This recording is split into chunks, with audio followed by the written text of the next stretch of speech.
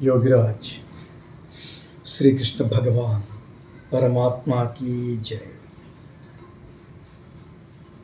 योगी అయినవాడు భోగి కాగలడు, భోగి అయినవాడు యోగి కాలేడు కాజాలడు.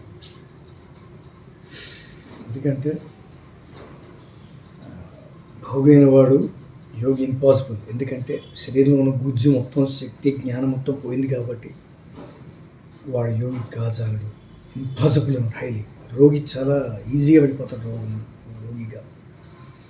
అదే యోగి అయినవాడు భోగి కాగలడు, యోగి కాగలడు, కానీ రోగి కాడు.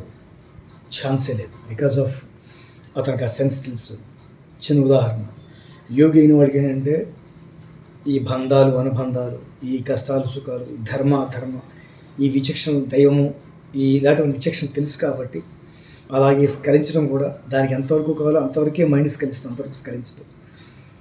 ఇవన్నీ కూడా యోగాలో చేయటం వల్ల ఆటోమేటిక్గా అవి లాక్ అయిపోతాయి. ఇవన్నీ అదనమాట. యోగి అయినవాడు భోగి కాగలడు, భోగి అయినవాడు యోగి కాజాలడు. ఇది ఫ్రెండ్స్.